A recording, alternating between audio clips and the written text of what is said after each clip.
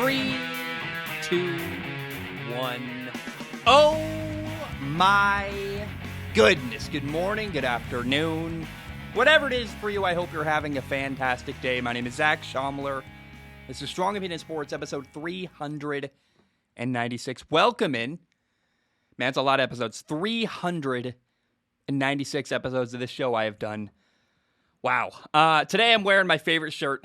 I'm starting to wonder, do I wear it too often on the podcast? Is that even possible? I don't know. It's certainly the most comfortable thing I own. And I realized, I didn't move to Hawaii to feel guilty about wearing Hawaiian shirts. So as I say that, maybe that's a ridiculous thought. I don't know. I hope you're doing very, very well. I want to start today by talking about Thursday night football. Also, I apologize. I feel like I talk about the fact that I live here way too often. I'm so sorry. If that, I hope it's clear. I'm not flexing on anybody. I'm just excited. It's a big life change. It was very hard to get here, and I'm so happy. I am beyond happy, and I can't say thank you enough to the people who watch and listen to the show that made that possible. So, if anyone is perturbed or feels like I'm bragging, that's definitely not at all what I'm trying to do. I think I just am excited, and I just naturally, I really, truly. I've never been happier in my entire life. So anyway, let's jump in. Let's talk about Thursday Night Football. On Thursday Night Football, the Tampa Bay Buccaneers beat the Philadelphia Eagles 28-22. And look, the outcome of this game was anything but a surprise. Did anybody expect Philadelphia to win this football game? You have one team, a Super Bowl contender, Tampa, and then a Philly, a team that's rebuilding, got a rookie coach, a second-year quarterback. And look, I think the only thing that was surprising about this game was the fact that it was actually relatively close by the end. Now, Tampa had the ball at the very end. They were, on the goal line. They chose not to score. They just kneeled it, walked away, happy to win with a 6-point victory. But I was surprised that Philadelphia hung around as long as they did. And most of my takeaways from this game are about Philadelphia. We'll dive into them a lot. First, I will say, though, Tampa is 5-1. They are absolutely Super Bowl contenders. And I think, near the end of this topic, I want to talk about Bruce Arians, their head coach. I want to talk about Byron Leftwich, their offensive coordinator. But before we get in Philly, the one thing I do want to say is that I think a lot of people somehow still don't appreciate Tom Brady for how great he is. He's 44 years old. And in 6 games this year, has thrown for 2,064 yards, 17 touchdowns, and 3 interceptions. It's unbelievable. I get it. I love Tom Brady. I'm a fan, yada, yada. But it's still, it's actually, to me, feels weird that we're not making an even bigger deal about how well he's playing. We're bored of how good he is. And my fear is that people don't respect him for what he is. He is unbelievable. He's maybe arguably statistically the best quarterback in the NFL. Now, I get it. He's played one more game than everybody else, but it's still just ridiculous what Tom Brady's doing at the age that he is. And I hope that people realize that we're probably never going to see this ever again in any of our lifetimes. And so you better appreciate Tom Brady while he's still here, because it certainly is really, really fun to watch this year. Now, Philadelphia. There's a lot to say. It's ugly. It's complicated. It's messy, especially about the running game. We'll dive into the running game in a moment. But straight up, the number one thing I want to say, and this is not controversial in my opinion, this is not, this is something that's very, very clear about Philadelphia, is that in 6 games this year, their head coach, Nick Sirianni, and their quarterback, Jalen Hurts, have not been good enough. Now, I'm not ready to come down with the hammer. A lot of people are, fire the coach. Coach is horrible. Get rid of the quarterback. And I am definitely open to having conversations about, should Gardner Minshew play sooner than later? Definitely, I'll get into that in a moment. But I think the one thing is that I'm not ready to completely give up on Nick Sirianni or Jalen Hurts just yet. But we're getting really, really close. And Nick Sirianni has cost his team a game or two this year with bad play calling. However, it's year 1, so I don't mind. Here's the thing. Philadelphia is not going to win a Super Bowl this year, no matter who their head coach was. So I don't mind the coach, Nick Sirianni, kind of learning on the fly, learning some difficult lessons now, because, frankly, every game Philly loses at this point gives them a better draft pick for next year. So I'm like, nothing really that big has been lost by losing the games they've lost because of Nick Sirianni. And I just remind everyone, it's not like Philly has this incredible roster. They maybe could have won 2 more games, but like they're 2-4 right now. Okay, they are what they are. And then, despite the mistakes Nick Sirianni has made, some on the goal line, the 49ers game really sits heavily on my mind. The play calling actually hasn't been all that bad. I mean, there's some good ideas in Philadelphia. I see some stuff they know with Jalen Hurts where I'm like, well, that's a good concept. That's a good idea. That's a good play design. And so I think it's early. Philly should be patient. That's a city that really, really struggles to be patient. But I actually look at Philly and think they're really, really close. And what I would hate to do is for somebody to step in and pull the plug early on the coach or the quarterback and make a drastic change. Maybe they change quarterbacks to Gardner Minshew or something. I would hate for that big drastic change to be made right before Philly's about to turn a corner. So I'm like, let's give it 3-4 more games, see if maybe they can get the ball rolling and turn into a well-oiled machine. Because, man, a couple mistakes here and there are really holding back Philadelphia, but if you can clean up those little mistakes, this offense is really, I think, close to having a big game or two. Now, Jalen Hurts, the quarterback, similar to the head coach, Nick Sirianni. Jalen Hurts, I've seen some good stuff. However, he has not been consistent enough. And Jalen has really, really struggled throwing the ball vertical along the sideline. He's either underthrowing receivers or throwing the ball out of bounds or hitting it too far. It clearly isn't very good at that. There was a play against Tampa where, I mean, it's clear one-on-one coverage. It's like, get the ball out of your hands. I don't know why he waited and waited and waited, and then finally he got it. It was actually a good ball, vertical down the right sideline. But it's like, why did you wait so long to get that ball out of your hands? And it's been we saw the interception, I think it was last week, where he underthrew a ball on a fade ball, and you're like, how do you do that? Jalen, you got to get the ball out on verticals, and he's clearly struggling with that. And then there's a couple of key throws he clearly missed in this game against Tampa. One I remember the most is 3rd and 5 to Zach Ertz, who's now gone, by the way. We talk about the trade in a moment. Zach Ertz was open on an outbreaking route. Jalen completely missed. That's an inaccurate throw. Can't happen. You can't have your quarterback not getting first downs because he's inaccurate. And I love Jalen Hurts as a human being. He's one of my favorite people in the NFL. But I'm at the point where if 4 games from now nothing's different or he's not getting better, I'm like, let's give Gardner Minshew, the backup quarterback, an opportunity. The reason I don't want to pull the plug on that now is because I think, again, I would hate to pull the plug early, make a big change right before they're about to kind of turn a corner and have a big, things are going to click for their offense. So I'm like, let's give it a little bit more. And again, every game they lose at this point, they get closer to having a top 10 pick, which is going to help them a lot next year. But if Jalen isn't the guy, then you got to see what Gardner Minshew can do at minimum for the final 7 games of the year. So give it through week 10 and then pull the plug and see what happens next. But I'm at the point where I'm right on the edge of just like, let's see what Gardner Minshew can do. Now, here are some really, really brutal realities from this game. Number one, Tampa is really, really banged up in the secondary. Corner Sean Murphy-Bunting and Carlton Davis are injured. They're out. Safety Antoine Winfield Jr. did not play because he's hurt. During the game, corner Richard Sherman left the game with a hamstring injury. Oh, yeah, by the way, Jamel Dean, their other corner, was playing injured. So this is a depleted Tampa Bay secondary. Here is what Jalen Hurts did against them. He was 12 for 26 passing, only 115 yards, 1 touchdown, 1 interception. Now, in fairness, Philly did get 2 really big, long pass interference calls. Maybe those could have been big catches, and with those catches, he probably has even more yards. And it's possible we missed out on a couple yards from Jalen Hurts because of pass interference calls. Still, though, he only completed 46% of his passes. That's, people say you want to get at least above 50%, but even in the NFL, 50% of your completions is really low. Jalen didn't even get to 50% last night. That's awful. And again, I'm a guy who likes Jalen, but I got to call it like I see it. That's not good. And now, to be fair, he ran the ball 10 times for 44 yards and 2 touchdowns. But Philly did not reach 100 yards of total offense until the 4th quarter. That is terrible. It cannot happen. And I love Jalen. I've said be patient, and I've been being patient. And it's not getting better. In fact, it's getting worse. Like, you play a bad Tampa secondary who's depleted with injuries, you got to shred them. And Jalen didn't. That's a really bad stain on his record so far, whatever you call it. But if you're a Philly fan, I totally understand the anger and frustration. Again, I'm one who, I move like a glacier. Let's wait till the last possible moment to make a drastic change. I try to give everybody a fair shot.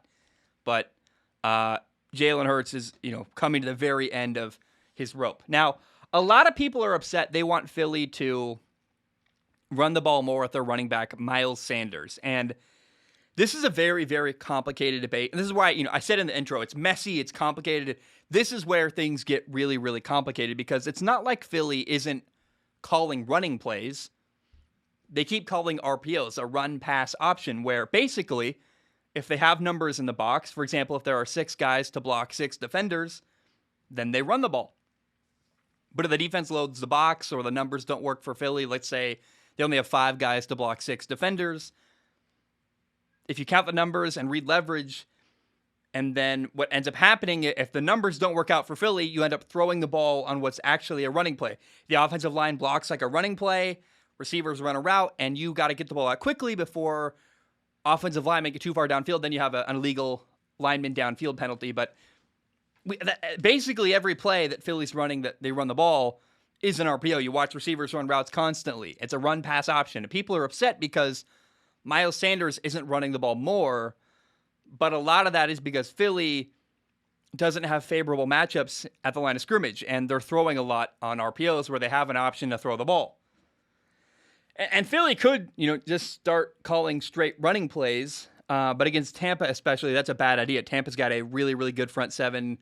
Try running it Vita Vea. Like, that's not a good idea. And that's why I say it's a very, very complicated problem, because it's not as simple as Philly isn't calling running plays. It's that Philly calls a running play with an option to throw. The defense gives them a look to throw the ball, and they throw the ball, and also that isn't working. So I get it. And in fact, like, Philly, they're throwing the ball in running plays. It's very weird, and I would argue that they probably should run the ball more on straight running plays, because you look at time of possession last night, it's atrocious.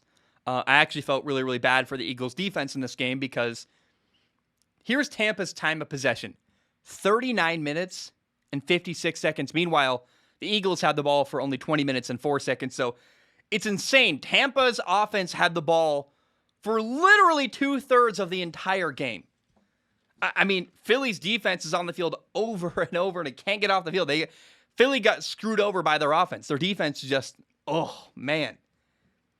And so if nothing else, Philly needs to run the ball more, just to eat some more clock. I mean, literally, Philadelphia had a 35-second drive, 3 and out, where your defense barely gets any rest, and immediately they're back on the field, and they're exhausted and have no rest. And I don't know, man. Right now, the main problem in Philadelphia is the play calling with Nick Sirianni. And then Jalen Hurts, I think, is an even bigger problem with inconsistent throws and just, some bad decisions. It's mostly just he's inaccurate or has poor timing. And I love Jalen. He works hard, but he's not improving fast enough to keep his job, I fear. I mean, they traded for Gardner Minshew. That wasn't an accident. And the only good news really is that if the year ended today, the Eagles would have 3 top 10 picks. They would have their own top 10 pick, then, a pick from Miami in the first round. And then they might get another first-round pick from the Colts that right now would be a top 10 pick. It's kind of wild. If Carson Wentz plays all year, then Philly gets a first-round pick from Indianapolis. And the Colts are in a position where if their year starts going south, and they're 1-4 right now, the Colts are, if they really have a terrible year going on, they're going to have to probably bench their starting quarterback to avoid losing a first-round pick, which the Colts could use a first-round pick right now. So interesting storylines going on here. What's going to happen with that draft pick that hangs in the balance? If Carson Wentz plays more than 75% of the snaps for Indy this year, that second-round pick they traded Carson Wentz away for becomes the first-round pick for Philly. So, man, it's just really, really bizarre. And how weird is it to bench your starting quarterback, even if he's playing well, simply so that you don't lose a draft pick? It's very interesting and very, very bizarre. We could actually see that down the year from the Colts. Now, I do have 2 more things to say about Tampa. Again, I want to remind you, though, the problem in Philly right now, play calling and Nick Sirianni, and frankly, because, I think they got to get away from RPOs a little bit and just run the ball to eat some clock, if nothing else. And then, hear my voice crack? That's awful. But then also, Jalen Hurts is not consistent enough, and I think might be the problem that ends up, he might lose his job. Now, I have two more things I want to say about Tampa. Buccaneers head coach Bruce Arians said earlier this week, quote, "I don't want to be a father figure. I want to be the cool uncle you might want to have a drink with." And I love that. It made me think of Urban Meyer. Urban Meyer in Jacksonville very clearly tries to be that father figure. "I got advice for you, son, and let's talk about the Bible." And it NFL players that are adults, that doesn't work for them. And clearly the cool uncle that Bruce Arians is works very, very well. They're winning. They're 5-1. And players, and especially players who are adults, respond way better to someone who talks to them like an adult rather than trying to be a father figure in their life when you haven't really earned the right. Like the cool uncle is way easier to earn the right to achieve. You just hang out and say cool stuff and be yourself. Whereas the father figure takes a lot of work to earn the right to be that way and speak into someone's life that way. So I love that. And I heard that about Bruce Arians and I was like, that's really cool. Now, my second thought is Byron Leftwich is the Buccaneers offensive coordinator, former first-round pick for the Jacksonville Jaguars, was a quarterback for them for a while in the NFL. I have heard Byron Leftwich's name mentioned as a possible head coach for other teams next year. And I don't know, man, if I'm him, unless there's a crazy good opportunity, I don't know what that would look like. Maybe that's like Pete Carroll leaves Seattle and you can work with Russell Wilson. Although that's like, do you want to be with, I love Russell Wilson, but what about the rest of the organization? I don't know. And my point is, if I'm Byron Leftwich, I'm in no hurry to leave a really good opportunity. Like, how do you leave Tom Brady and find an upgrade situation where your life is even better and you have a better quarterback and a better situation? And if I'm Byron Leftwich, I'm like, I'm going to stay here. I'm going to keep learning. I'm going to keep gathering stories and gathering info. And he'll be a head coach someday if he wants to be. But I would let things play out with Tom Brady first. And again, the more you work with Tom Brady, the better you're going to be as a head coach later. Because you can say, back when I worked with Tom Brady, that sentence is going to be like something he can use forever. So whenever things fully play out with Brady, that is when I would leave if I'm Byron Leftwich. And I would be in no hurry at all to leave if I was him. Okay, big news today. The NFL trade deadline is Tuesday, November 2nd, but we have a trade made earlier. The Eagles are trading tight end Zach Ertz to the Arizona Cardinals. Arizona gets Zach Ertz, the tight end, a 3-time Pro Bowler. He's 30 years old. Philly gets a corner, Tay Gowan, and a 2022 fifth-round pick. So undefeated Arizona just got even better. That's scary. That's interesting. They got another really good offensive weapon. Now, from the outside looking in, you might think, is this Philly giving up on the year? But really, this is just something that was inevitable because, and by the way, a lot of people thought that Zach Ertz was going to leave Philadelphia like during the offseason last year. So really what's happening is Zach Ertz is on the final year of his contract, and Philly said, we got to get rid of him now to get something in return rather than letting him leave for free. And the result is Philadelphia gets a fifth-round pick and a corner, and Arizona, their offense now is DeAndre Hopkins, A.J. Green, Christian Kirk, Rondale Moore, tight end Zach Ertz, Kyler Murray at quarterback, Chase Edmonds at running back. This is a 5-0 Arizona Cardinals team that is even better now. Now, one thing is Zach Ertz played on Thursday Night Football. He cannot play Sunday. You can only play one game during an NFL week. It's kind of a funny thought. It's not baseball where you can literally play like the same day or the next day. No, unfortunately, for Arizona. And I don't think it's unfortunate. Like Zach Ertz's body is probably destroyed from playing on Thursday Night Football. Oh, by the way, he played another game 4 days ago on Sunday. Stop with anybody asking, could he play on Sunday? Even if he could, I would recommend not doing that because your body's probably already destroyed. But also, he doesn't know the playbook. He's going to get in and learn things as quickly as he can. But Zach Ertz has to move to Arizona now, which is like a crazy thing. Okay. Didn't expect that trade to happen. I thought that trade would happen, but I did not expect it to happen, well before the NFL trade deadline. So, interesting move. I woke up to that news today and was like, all right, Zach Ertz going to Arizona. Now, let's talk about the Minnesota Vikings.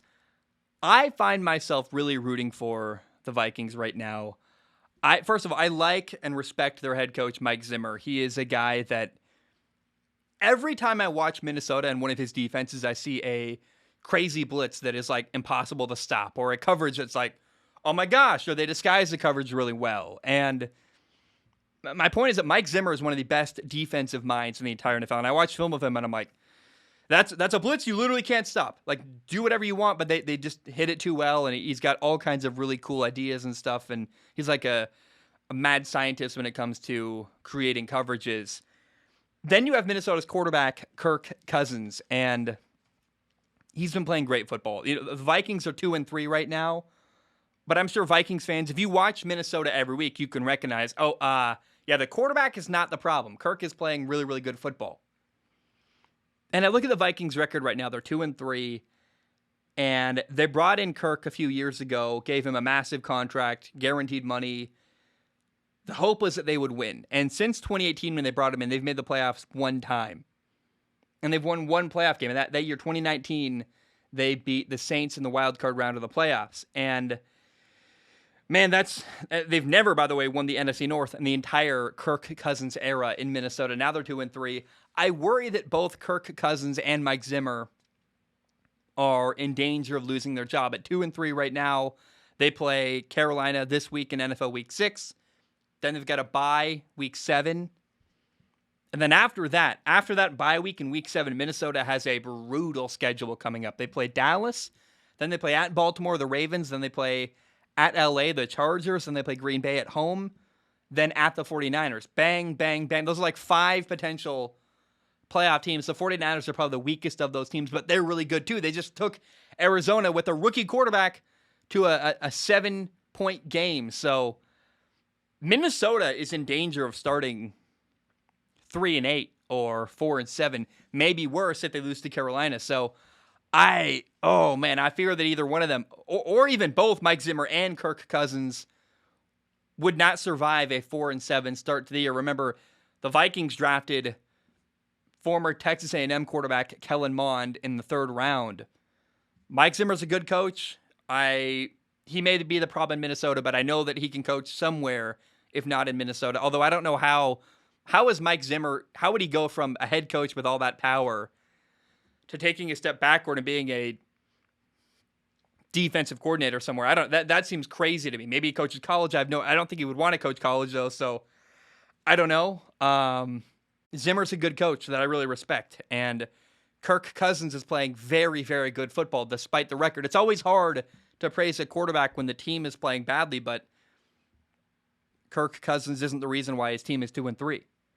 However, ownership is irrational and angry. Not that Minnesota's ownership is. I think Ziggy Wolf is the name of the owner. But often we see in the NFL especially, ownership gets impatient and frustrated and ends up making a move that is not necessarily the right football move. So I got to say, I am rooting for the guys in Minnesota who are fighting to keep their jobs. Kirk Cousins and Mike Zimmer right now feel like both are on the chopping block, and they've got a brutal 5-game stretch coming up after Week 7, starting Week 8 against Dallas. So, my goodness, I find myself really rooting for Minnesota right now, hoping they win and hoping some of those guys can keep their jobs. Okay, I'm going to take a short break. When I return, we've got I'm not going to tell you what's coming up. Got a really, really fun segment. I also want to say, let me say this real quick. I am working on film analysis. I've been working on a Matthew Stafford film analysis. I've been working on a Dak Prescott film analysis, and I keep running into lots of, I don't want to say too much. My fear is getting in trouble or getting, I keep running into problems behind the scenes, and I have a workaround. I can't execute it till the end of the month, but I'm just telling you now, it's not like I know people want film analysis. I hear you. I'm working on it. However, for most of the ideas I have, I can't actually execute them until later down the road when I find it. I have an idea. It's going to take a little bit of money. I don't get paid till the end of the month by YouTube. So letting you know now, film is not dead. I'm doing film again someday. I have to come up with a new strategy to do some stuff. And I don't want to say what my strategy is for all kinds of reasons, but just know that I am working on it behind the scenes, and I'm very, very excited about the ideas that I have. All right, we are back. Hope you're doing very, very well. This is something that has been asked for a lot. I think people are going to really enjoy it. So, last weekend during NFL Week 5, 49ers rookie quarterback Trey Lance made his first ever NFL start. He did it on the road at Arizona. And since a lot of people asked for it, I figured, why not? Let's do a film analysis of how that went. How did Trey Lance's first ever NFL start go? And look, I saw a lot of good stuff, some bad stuff, and then one big concern. Let's start with the good things I saw. I thought he made some really good plays, some good throws. He had a great throw on 3rd and 11, got dropped by Mohamed Sanu. That was unfortunate. He also threw a perfect hitch route to Brandon Ayuk. It was like exactly where it needed to be, outside where only his receiver could get it. Beautiful location. And then, man, running around and extending plays. Trey Lance can do stuff that the 49ers' other quarterback, Jimmy Garoppolo, simply is not capable of doing. On his very first play, Arizona brought a 5-man rush. A guy came free off the edge. Trey stepped up in the pocket, avoided a sack, and then ran for 11 yards and a first down. Like, oh, man. Jimmy Garoppolo would have got sacked on that play. If that happened to him, that's a sack for Jimmy Garoppolo. Instead, Trey Lance, that's an 11-yard gain. I get excited watching that happen. Trey also had a really nice throw on the run to Deebo Samuel, 26-yard gain. Also, quick side note, Brandon Ayuk had a great catch. He basically stole the ball from a defender on a stop route. Brandon Ayuk needs more targets. Please, throw that man the ball. I want to see Brandon Ayuk get more targets. Now, Trey is still a work in progress when it comes to recognizing blitzes. He had a great play on 4th and 5 in the third quarter. Arizona brought pressure off the edge. Trey did exactly what you're supposed to do. He hung in the pocket, beat the blitz, throwing the ball.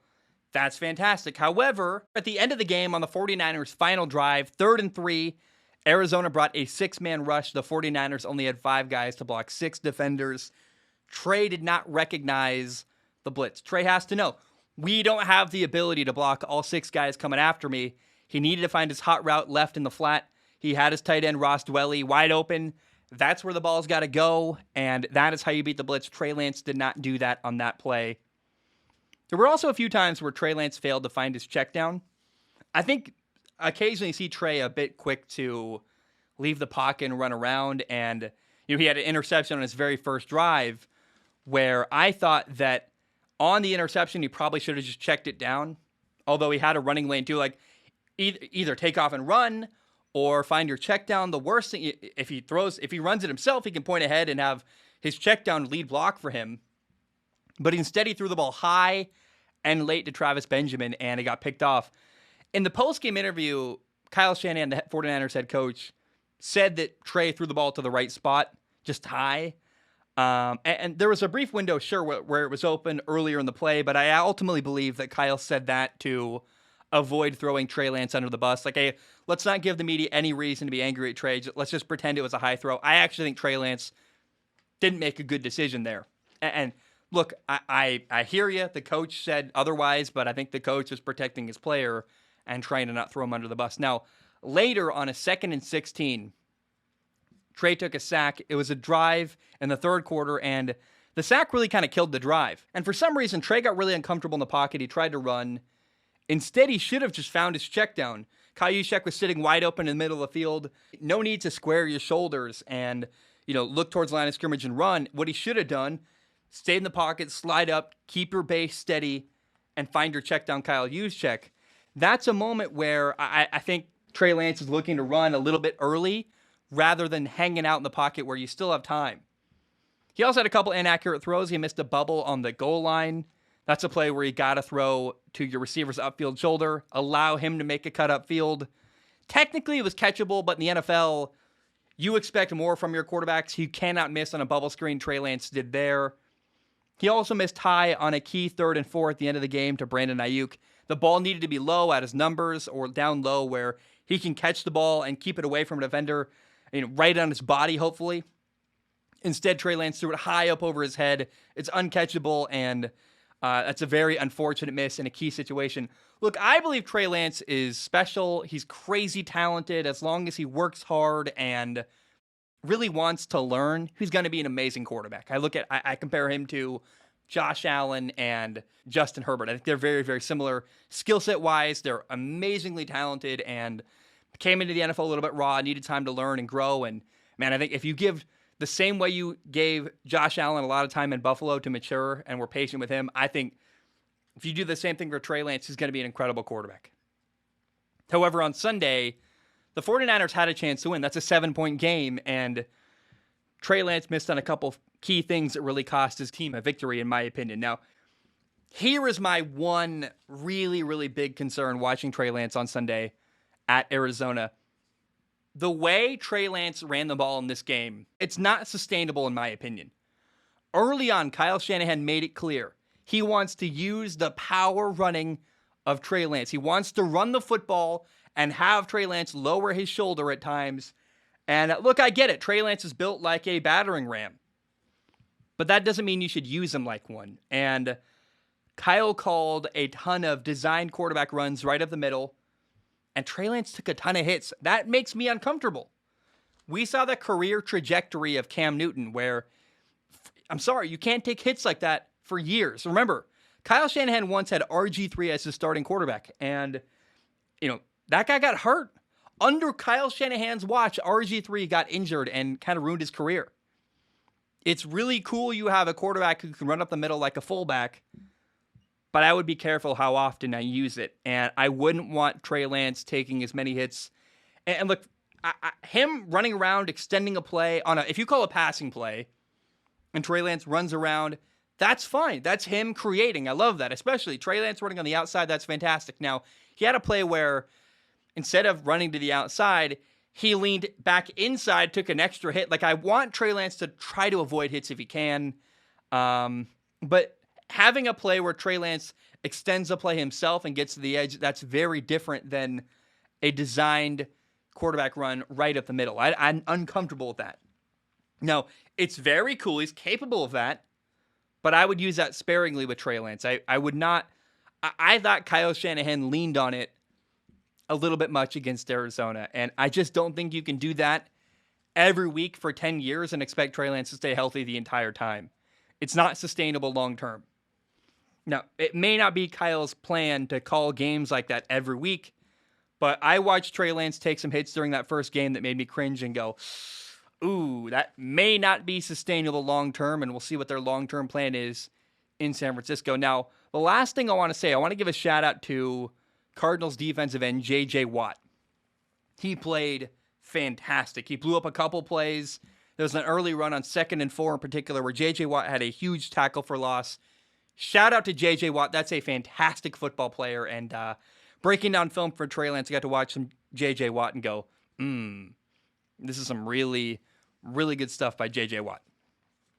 All right, coming up, I'm going to take a short break. When I return, Ask Zach, and then top stories for the NFL and college football this weekend. My name is Zach Schaumler. I'm going to take a short break. I will be right back.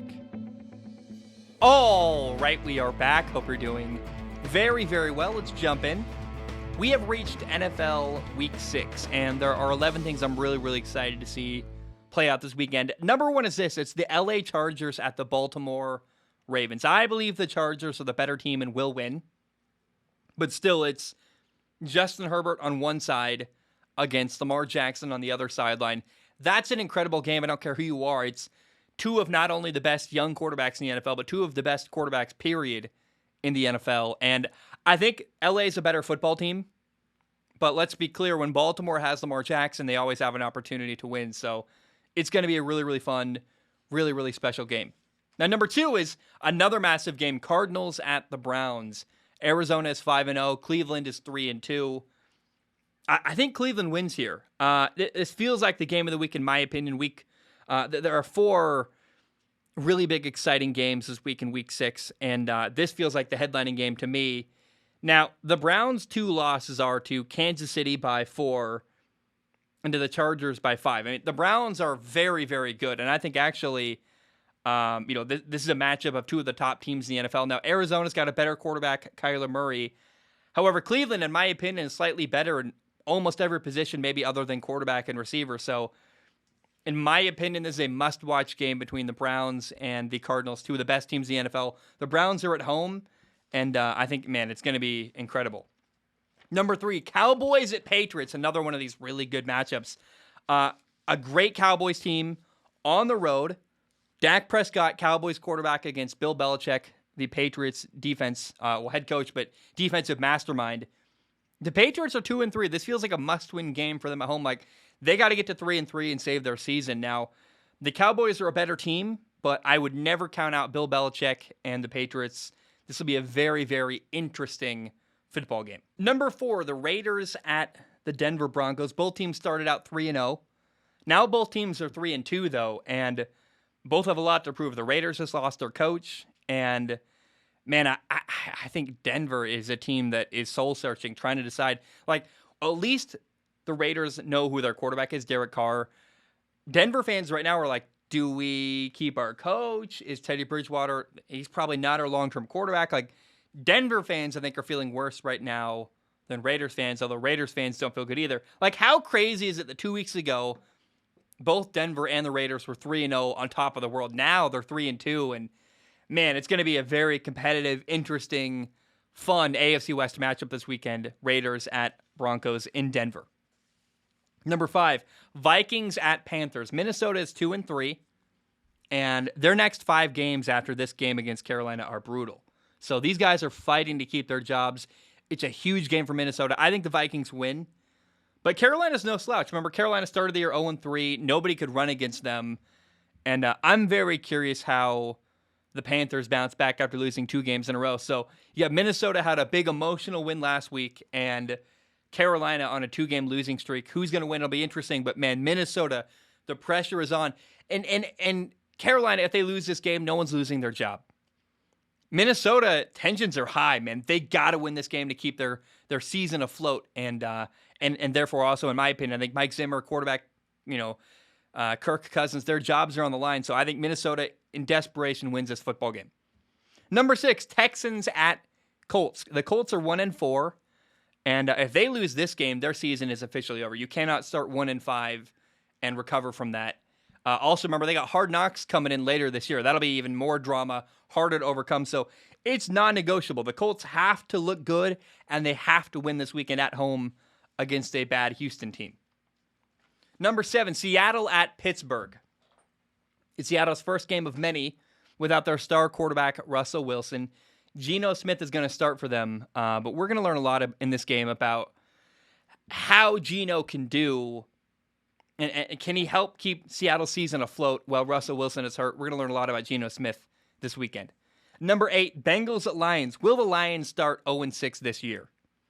And then on the other side, the Bengals, if they win, are going to start 4-2. Like, the Bengals are doing very, very well. And, the question is, Detroit has been really, really close to winning all year. I mean, they've been right on the cusp many, many times this year. And so Detroit is not an easy win for Cincinnati. And another question I have is, will Lions quarterback Jared Goff avoid turnovers? Because if he does that, if Jared Goff can play a clean football game, I think Detroit has a big opportunity to win here. So I would keep your eye on this game. If Cincinnati wins, that's a 4-2 start to their year. I mean, it's pretty clear they've turned things around in Cincinnati. But on the other side, the Lions are really fighting hard to avoid an 0-6 start to their season. Number 9, another winless team. You have the Jaguars against the Dolphins. This game is in London. Are the Jaguars going to start 0-6? That would be brutal for them. Also, Miami's quarterback, Tua Tagovailoa, is coming back this week from an injury. So sometimes watching another person run your offense makes you even better. It gives you good notes. It gives you a different perspective. I believe we will learn a lot about Tua Tagovailoa in this game. Is he capable of being a long-term option at quarterback? We will see. Again, the game is in London.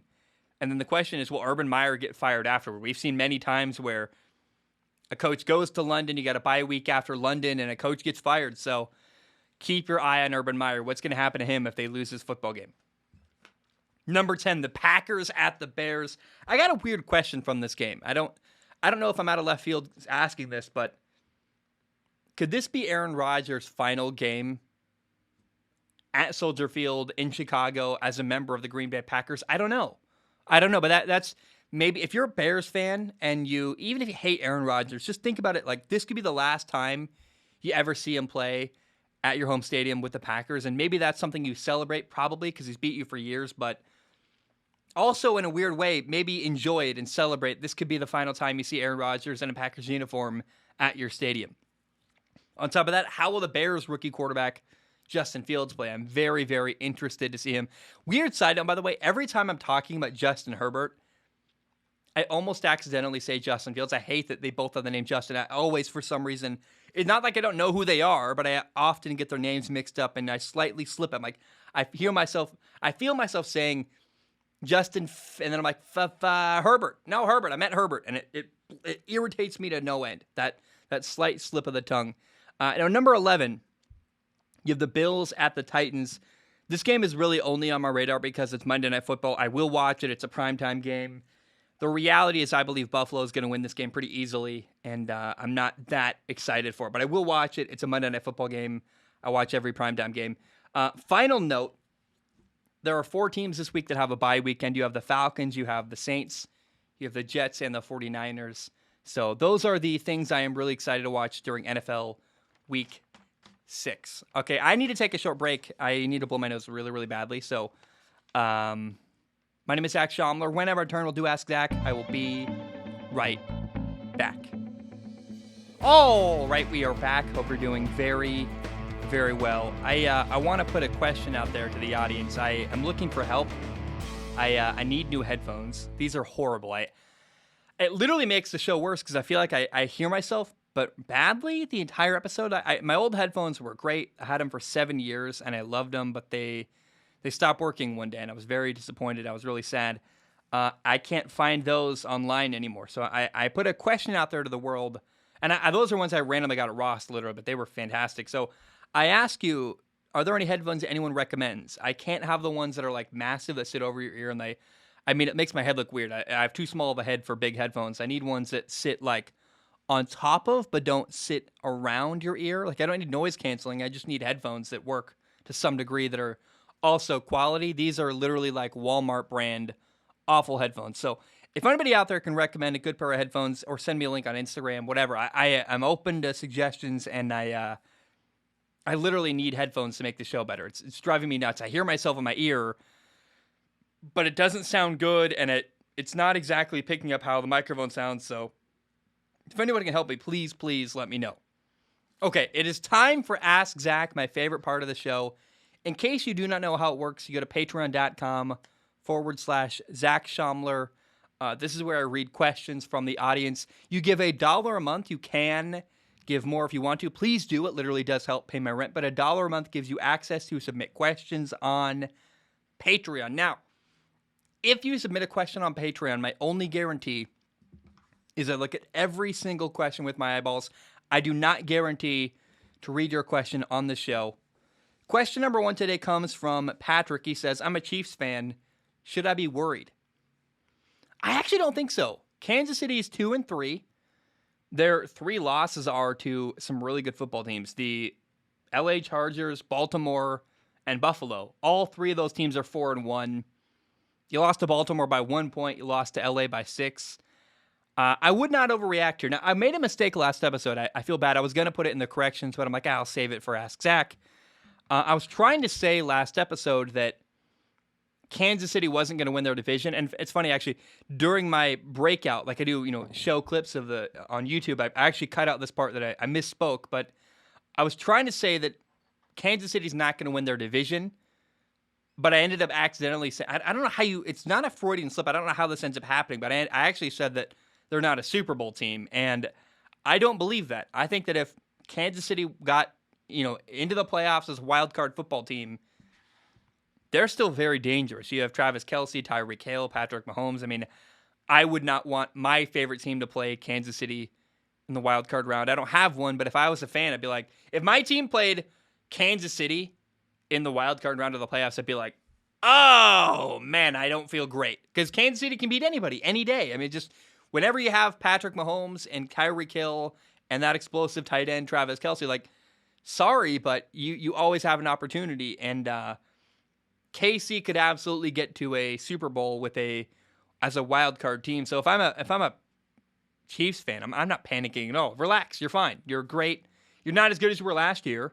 accept it. You're going to lose the division to LA, but oh well, like make it into the playoffs. You can still win from there. And if Eli Manning can win a Super Bowl as a wild card team, Patrick Mahomes certainly can. Okay, Raphael writes in, he says, "Hey, Zach, I just watched the London game this morning." So he wrote this last week. "I have to say I was unimpressed, to say the least with the Jets quarterback, Zach Wilson. You speak highly of him, but watching him play, I'm seeing multiple red flags. He lacked anticipation, was inconsistent with his technique that resulted in multiple inaccurate throws and interception-worthy throws. Even the deep throws were unimpressive. Am I crazy?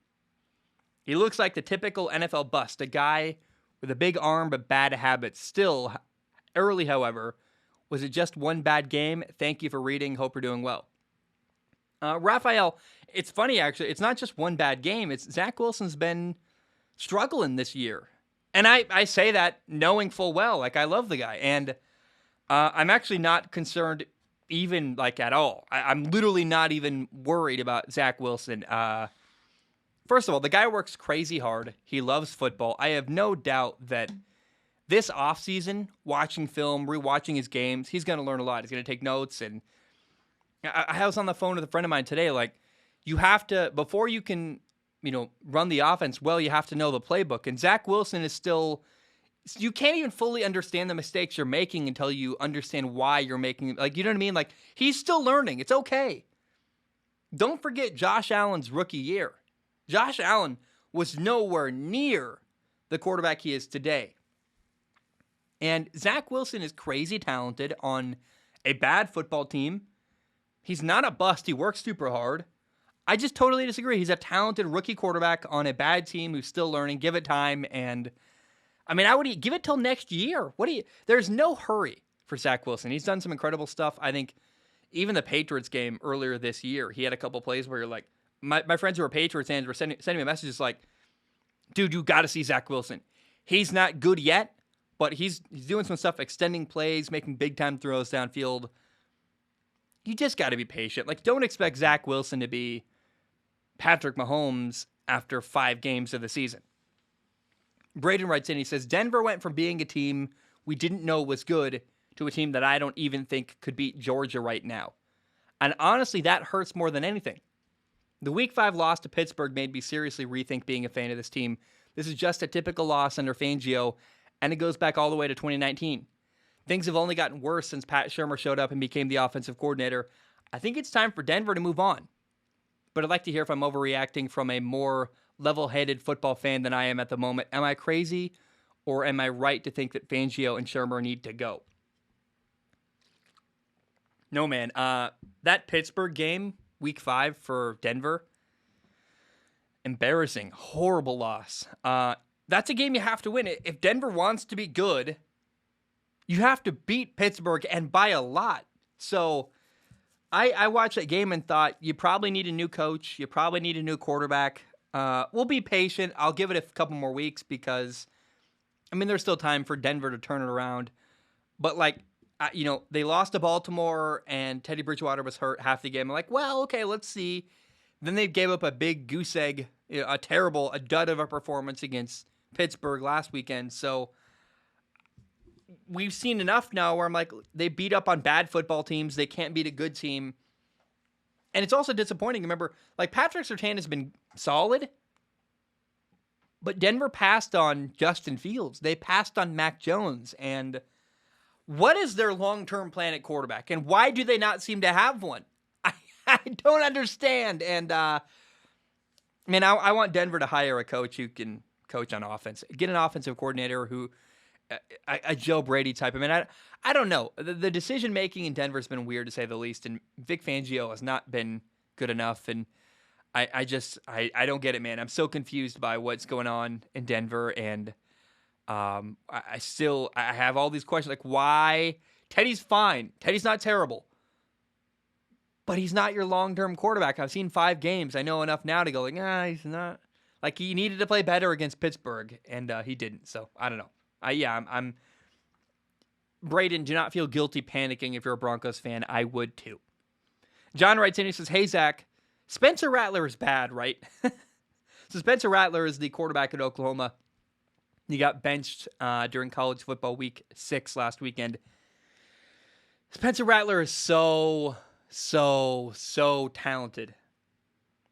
But along with his talent, he's equally immature. And I mean, if you're an NFL scout or from an NFL perspective, you look at Spencer Rattler and go, "Oh, red flag, red flag, red flag, bad decision maker, immature, yelling at people, weird, not good." And his teammates don't seem to like him, which is a huge problem.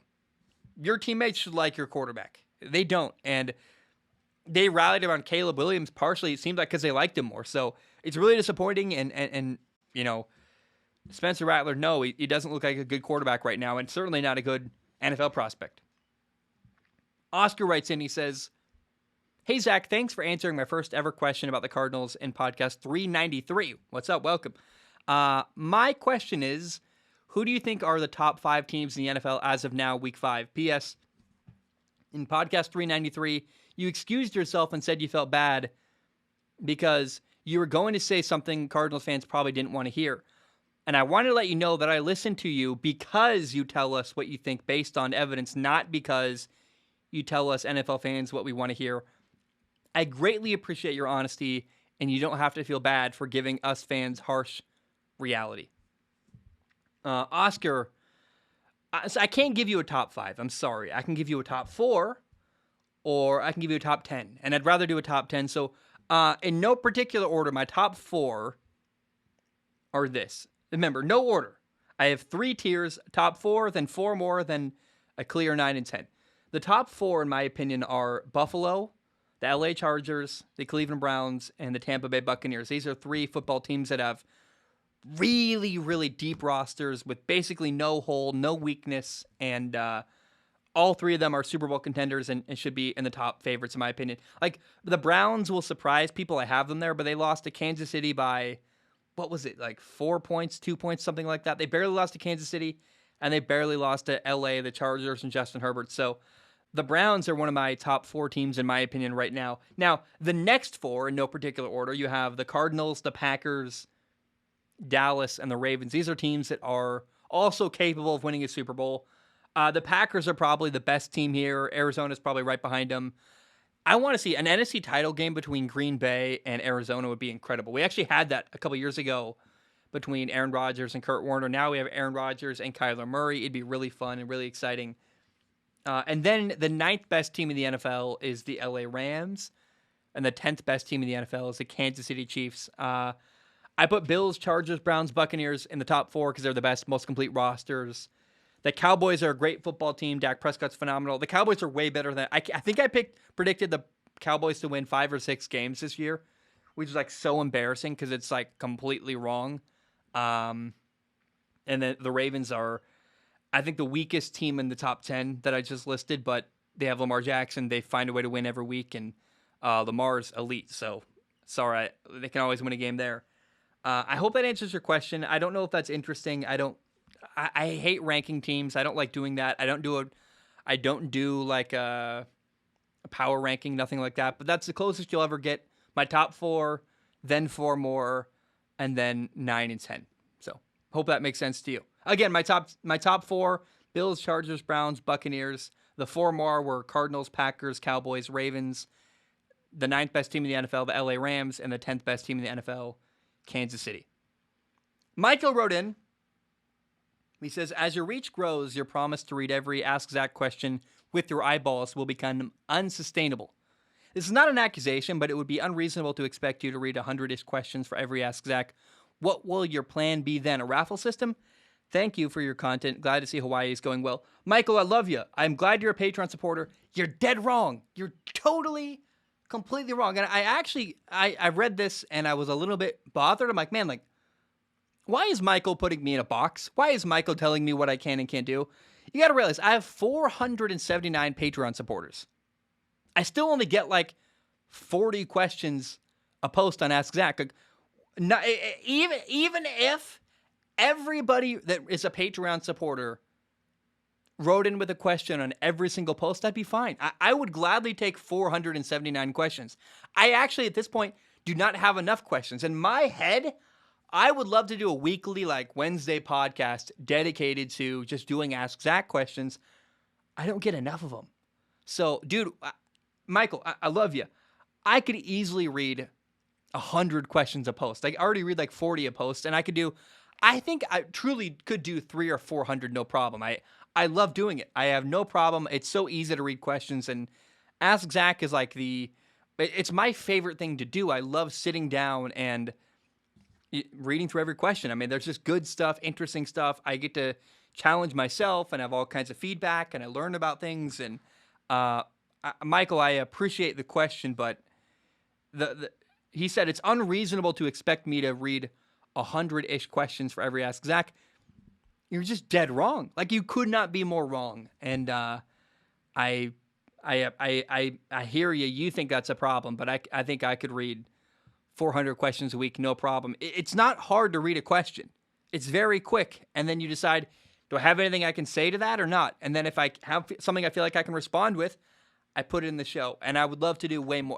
As the things currently stand, we don't get enough questions on Ask Zach. So, Michael, you're wrong. And Patreon supporters, please step up. There's 479 of you out there. Please write in with more questions. I would love it. I would appreciate it. And please, everyone, write in on Patreon. Okay, Alex writes in. He says, hey, Zach, not related to football, but the NHL season starts on Tuesday. Last year during the NHL playoffs, that's hockey, sounded like you were getting into it. I was wondering if you're going to be following hockey more, have a team you're rooting for, a player you like, heck, even if you would be the first person to wear a hockey jersey in Hawaii. Cheers, Alex. No chance I'm wearing a hockey jersey here. I'm hot, and I'm wearing a t-shirt that's like soft and intentionally made for hot weather. It's so hot here. Like, I love it. I love swimming in the warm water, especially my studio is like brutally. The lights, it makes it brutally hot.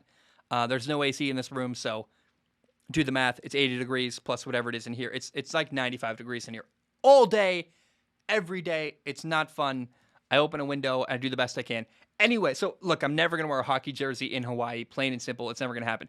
I do want to go to Seattle for a Seattle Kraken game. I was a Seattle sports fan as a kid. I was a Mariners fan. I was a Seattle Sonics fan. I am now no longer a Sonics fan. Obviously, they're gone. And I hate the Mariners. I despise them with all my heart. However, I'm open to being a Seattle Kraken fan. If nothing else, other than the fact that I don't really care that much, since I'm like, I'll go support a team and yell and have fun, and I'd love to buy a Kraken jersey. The Seattle Kraken logo is like so cool to me. The eyes, the S, it's awesome. My buddy Austin lives in Seattle. I might stay with him. If my fiance comes, we'll probably get our own Airbnb and go visit Seattle. Like, I think my fiance, I think, has never been to the aquarium there and Pike's Place and all that. So it'll be a blast. And I think that if I ever go to Seattle Kraken game, first of all, I will put it out there. And if anyone goes to the game, say hi, hit me up. I did an XFL game once in Seattle, and I met up with a bunch of fans there. It was really fun. So, yeah, that's my answer. I want to go to Seattle Kraken game, have fun, meet fans if they are there. Okay, let's end the show with this. We have reached college football week 7. There are 7 games that I'm really excited to see play out. Number 1 is number 11 Kentucky at number 1 Georgia. It's a huge game. 2 ranked SEC teams. I worry that this is a game where Georgia could slip up. I think Georgia wins this game personally, but there's always an opportunity here for an upset or, an overconfident Georgia team, number 1 in the country, maybe gets overconfident against a number 11 Kentucky team. There's also a bit of a quarterback controversy in Georgia right now. Stetson Bennett or JT Daniels. A lot of people are saying, hey, it makes sense for, I even said this, like, it makes sense at this point for Stetson Bennett to maybe be the starting quarterback long-term at Georgia. But it's 2 undefeated teams. Both are 6-0. Can number 1 Georgia stay undefeated? Game number 2. UCF, Central Florida at number 3 Cincinnati. If Cincinnati wins out, they were likely getting into the college football playoff. Can Cincinnati stay undefeated? They should win this game, but and I love Cincinnati's quarterback, Desmond Ridder, but it'll be interesting. Can Cincinnati, their problem is, can they avoid complacency? Every week you have to take care of business and dominate your opponent, and sometimes everyone has a bad game at some point, and Cincinnati, more so than every other team in the top 10, Cincinnati cannot have a loss. They cannot afford it. They cannot slip up at all. How about number 12 Oklahoma State at number 25 Texas. Last week, Texas lost to Oklahoma by 1 score, and then somehow Oklahoma got ranked the number 4 team in the nation. Meanwhile, Texas got put at number 25. If I was Texas, I would feel mad. I'd be like, what? How is there a 21-point ranking difference between us and the team we barely lost to? So I believe an angry Texas team goes, I guess, plays at home and dominates this weekend over Oklahoma State. The in-state rival, by the way, of the team that Texas lost to last week.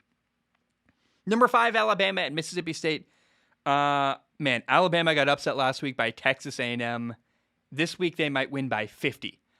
I am not the biggest fan of Mike Leach, former Washington State head coach. I was around his program a lot.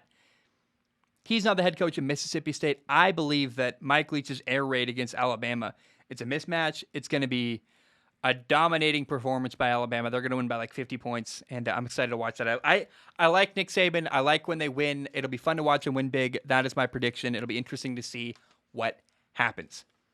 Then you have TCU at number 4, Oklahoma.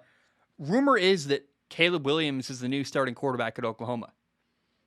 He took a majority of the snaps with the first team over Spencer Rattler, the former starting quarterback. Should be interesting. Keep your eye on Caleb Williams and number 4, Oklahoma.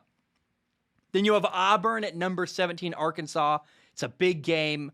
Bo Nix, Auburn quarterback on the road. I like Bo Nix. I think Bo Nix is gaining my respect more and more every week. I watch him play, and I'm like, this guy might be an NFL quarterback. It's very interesting. He can move. He can play well. He's got some bit of Manziel in him. I really like. Bo Nix is growing on me, I got to say. And Arkansas is really good, too. Arkansas probably wins. They're a better football team, but, man, don't count out Bo Nix. I love this guy, and could be a very fun game. Auburn at number 17, Arkansas. Then you have number 19, BYU at Baylor. Both teams are 5-1. BYU has beaten 3 Pac-12 teams this year. They play Washington State next week. They're playing at Baylor this week. I'll probably watch this game. I'm interested. I wish BYU would join a bigger conference. BYU is look, no matter how you feel about religion, it's a big brand. Like, BYU has fans everywhere. I want to see them join the Pac-12. I wish it could happen. In my opinion, that would be a great fit. I know there's like all these stupid rules and problems in the way, but I'm like, can we just make it happen? I think the BYU football program with a Pac-12 schedule would be so interesting and fun to see. Now, I got a bonus one.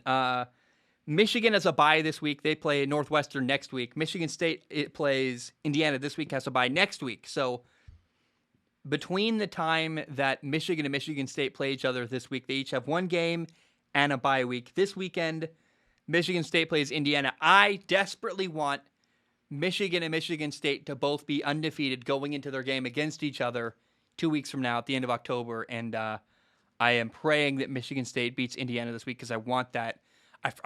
Someone wrote in. I feel so dumb.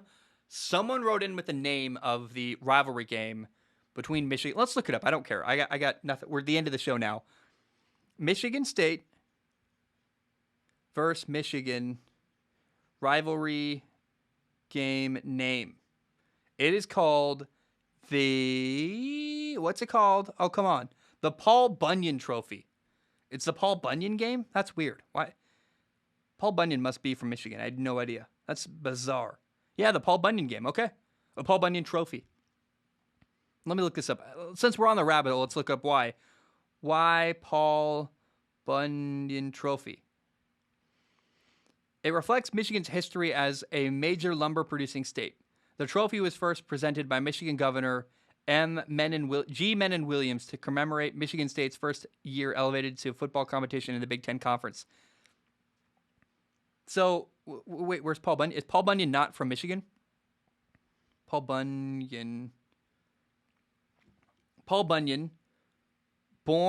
he's Canadian. What? Paul Bunyan hometown. Bangor, Maine. And Minnesota. So he's not... Wow. Okay, so that's weird. Whatever. Anyway. All right, guys, I love you. I appreciate you. I hope you have a great rest of your day. And that is the entire show for today. Bum, bam. We are